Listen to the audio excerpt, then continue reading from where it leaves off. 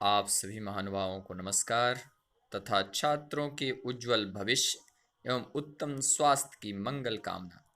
इस वीडियो अर्थात विद्युत धाराओं के ऊष्मीय प्रभाव वीडियो 3 में न सिर्फ आपके पाठ्यक्रम का समायोजन है, बल्कि इससे संबंधित तथ्य जो विभिन्न प्रतियोगी परीक्षाओं में पूछ चुका है को भी सम्मिलित किया गया है। आप निश्चित ही इससे लाभान्वित होंगे। वह युक्ति जिसका उपयोग विद्युत परिपथ को अतिभारण एवं लघुपथन से बचाने में किया जाता है विद्युत फ्यूज कहते हैं, जिसे दो मुख्य भागों में बांटा जाता है तथा विद्युत फ्यूज को मुख्यतः 3 भागों में बांटकर अध्ययन करते हैं, जो है पहला थर्मोस्टेट जो आपके सामने है, जबकि दूसरा मैनुअल फ्यूज जिसका उपयोग घरेलू विद्युत परिपथ में किया जाता है। वहीं तीसरा एमसीबी, इसका भी उपयोग फ्यूज के रूप में ही किया जाता है। विद्युत धाराओं के ऊष्मीय प्रभाव से संबंधित प्रश्न जो विभिन्न प्रतियोगी परीक्षाओं में आ चुका है, उन चयनित प्रश्नों की सूची इस वीडियो में सम्मिलित किया जा रहा है तथा इसकी विवेचना आगे मिलेगा। विद्युत धाराओं के ऊष्मीय प्रभाव पर आधारित छोटे छोटे आंकिक प्रश्न जो खास करके इंटरमीडिएट की परीक्षा, आर्मी, एयरफोर्स तथा नेवी के रिटन एग्जाम में पूछने वाले प्रश्न जो इस तथ्य अर्थात विद्युत धाराओं के ऊष्मीय प्रभाव से संबद्ध है, उन प्रश्नों में हमने 5 प्रश्न को चयनित किया है ताकि आप इसे आसानी से समझ सकें और इसकी विवेचना हम यहां कर रहे हैं।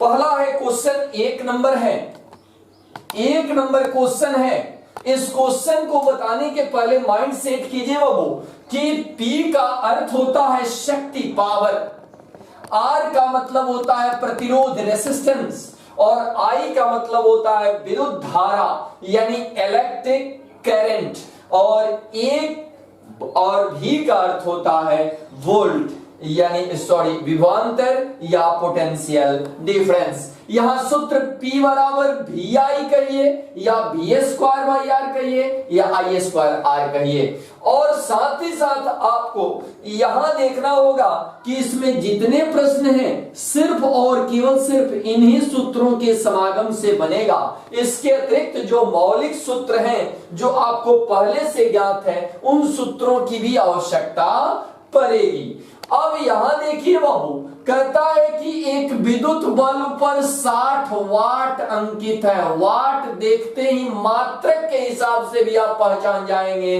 कि 60 वाट विद्युत शक्ति है यानी P है, और 240 वोल्ट अंकित है, और ये भी है, एक P है और एक V है। इसका मतलब ये हुआ, तो इसका प्रतिरोध ज्ञात करें तो हम संबंध खोजेंगे P, V और R वाला। तो यहां आपके सामने है, चूंकि P बराबर आप नोट कर सकते हैं बाबू 60 वाट, और V मतलब है 240 वोल्ट। अब ये सूत्र क्या है? P बराबर V²/R, या क्रॉस अगर गुना करें तो PR बराबर V², मतलब R बराबर V²/P, ऐसे भी लिख सकते हैं। तो V² बोलिए आप ही बाबू 240 का होल स्क्वायर, अब बटा P, तो P क्या है 60 है, तो आप इसको ऐसे लिखिए 240 गुने 240 बटा 60, इसको काट दीजिए तो यहां हो जाएगा 4, और यहां गुणा कीजिए 0, 4 × 4 = 16 यानी 960 ओम। यानी इसका प्रतिरोध होगा 960 ओम। उम्मीद है कि आपको निश्चित रूप से समझ में आ गया होगा। वाट देखते ही आप कंफर्म हो गए कि P, वोल्ट देखते ही क्लियर हो जाएगा V, और P बराबर VA² बाई R, यानी PR बराबर VA² यानी R बराबर VA² बाई P करेंगे, और इस आधार पर एक लाइन में सिर्फ आप इसका आंसर निकाल सकते हैं। इसके बाद हम आपको क्वेश्चन नंबर 2 बताते हैं। क्वेश्चन नंबर 2 कहता है कि एक विद्युत बल्ब पर 100 वाट, एक विद्युत बल्ब पर 100 वाट यानी P बराबर कितना दे दिया है 100 वाट, P बराबर 100 वाट और 230 वोल्ट यानी V बराबर 230 वोल्ट अंकित है। यदि विद्युत आपूर्ति अचानक 115 वोल्ट हो जाए यानी आधा हो जाए तो 20 मिनट में बल्ब द्वारा प्रयुक्त ऊर्जा, यहां देखिए पहला काम क्या होगा कि पहले R निकालिए। अभी हम लोग निकाले हैं R बराबर पहले वाट और R बराबर क्या, लेकिन असल में निकालना एनर्जी है, E वाट करना है। तो R बराबर अभी बताया VA² by R, sorry VA² by P होगा वो, तो VA² यानी 230 का स्क्वायर अब बटा P क्या है तो 100। इसका मतलब ये हुआ कि 230 गुने 230 और बटा हो गया आपको 100, ये कट गया, ये कट गया, ये कट गया, यानी 23 गुने 23 ओम हो गया आपका R। अब कहता है कि विद्युत आपूर्ति अचानक 115, तो इस स्थिति में जब अचानक विद्युत आपूर्ति घट गया तो यहां P का मान निकालना होगा, तो P बराबर VA² बाई R होगा। तो अब V कितना हो गया है 115 वोल्ट हो गया है का होल स्क्वायर, और R ऑलरेडी सर्किट का आपने निकाल लिया पहले ही लाइन में 23 गुणे 23। इसका मतलब कि 115 गुणे 115 बटा 23 गुणे 23, यानी इसको काट सकते हैं 5 और इसको काट सकते हैं 5 और 5 पचे 25 वाट आ गया शक्ति। अब आइए वो विद्युत ऊर्जा का मान जब निकालना है तो एनर्जी बराबर E बराबर विद्युत शक्ति P इंटू T होता है, यानी विद्युत शक्ति गुने समय। तो चूंकि समय मिनट में दिया है, इसको सेकंड में कन्वर्ट करना होगा, तो P क्या है 25 वाट है और यहां 20 मिनट है, तो 20 गुने 60 है, यानी 1 1 2 0 और यहां हो जाएगा 6 दूनी 12 और 12 में 25 से यानी 300, यानी 30,000 जूल होगा इसका आंसर। वहीं अगला है कि एक आयरन पर, वही बात है बाबू, क्वेश्चन नंबर 3 को आप समझ सकते हैं। इसके बाद क्वेश्चन नंबर 3 समझिए, एक आयरन पर 100 वाट और 220 वोल्ट अंकित है।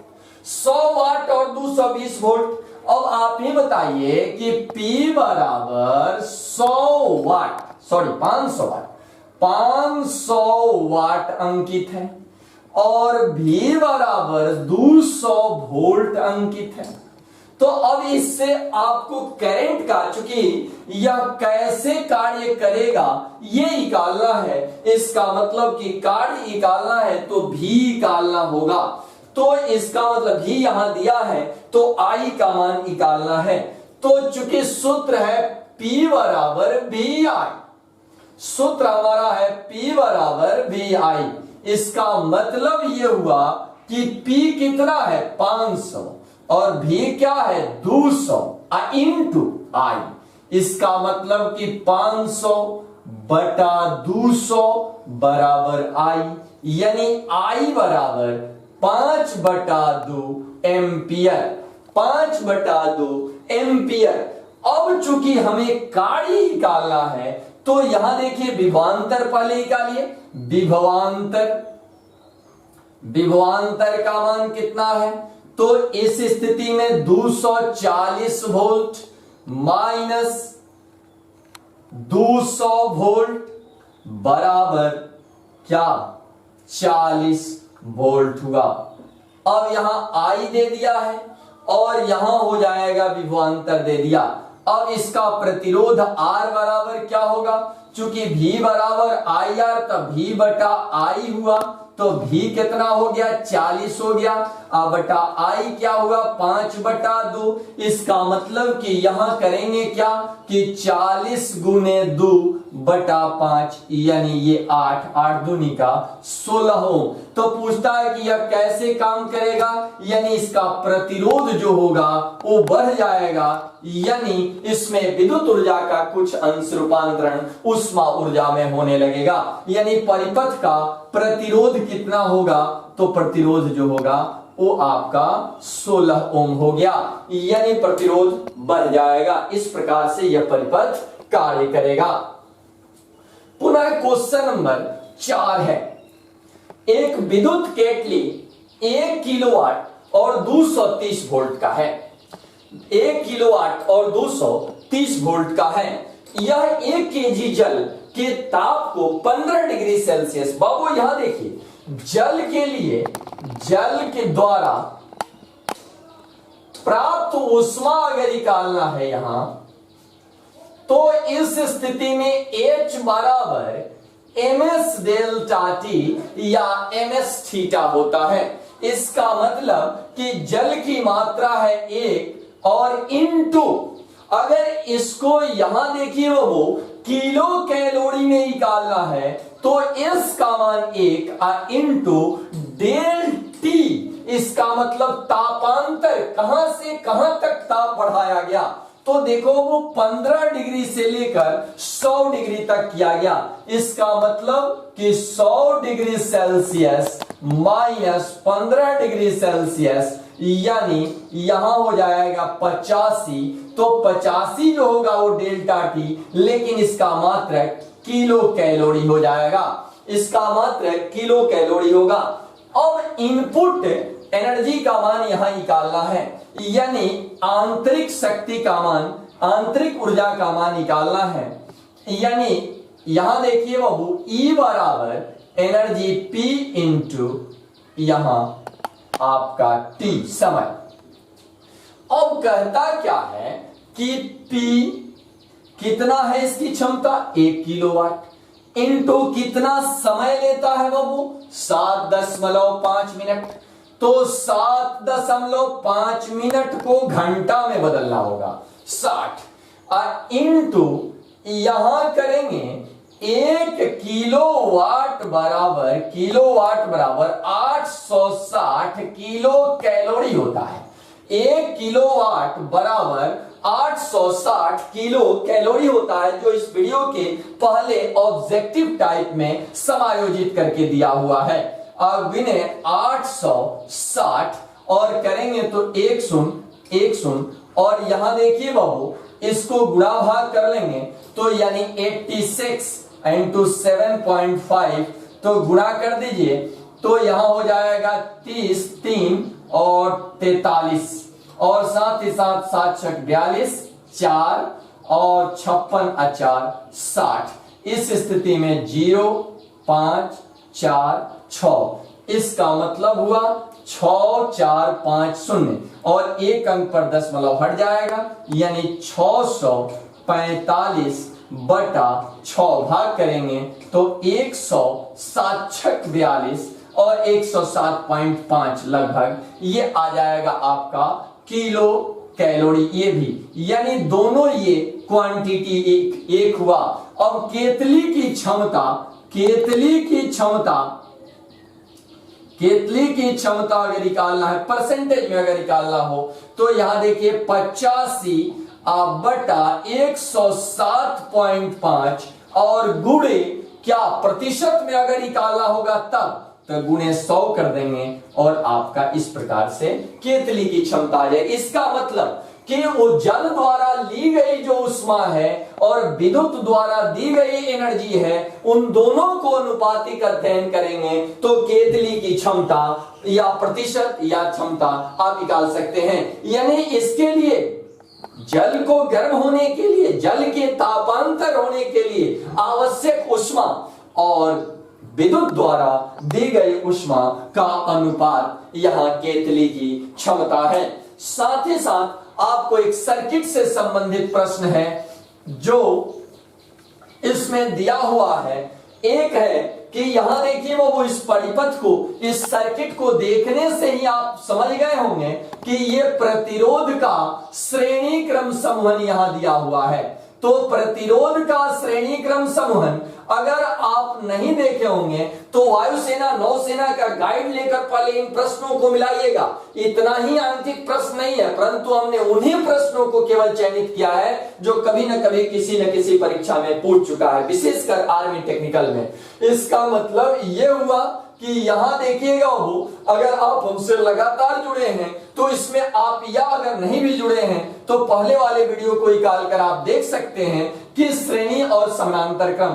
तो यहाँ 8 ओम दिया है और यहाँ 12 ओम, तो उसमें यह स्पष्ट हो जाएगा, या फिर आप जानते होंगे कि यह प्रतिरोध का समानांतर क्रम समूहन है। और प्रतिरोध का जब समानांतर क्रम समूहन है तो यह भी आप उसके गुणधर्म के अनुरूप जानते होंगे कि यहाँ दोनों का विभवांतर समान ही होगा। इसका मतलब कि जब क्षमता यहां दिया हुआ है तो इस स्थिति में हम निकाल सकते हैं कि P1I1 यानी पहले का V1I1 R1 है। यहां प्रतिरोध दिया है R1, पहले नोट कर दीजिए 8 ओम दिया है, और R2 बराबर यहां 12 ओम दिया है।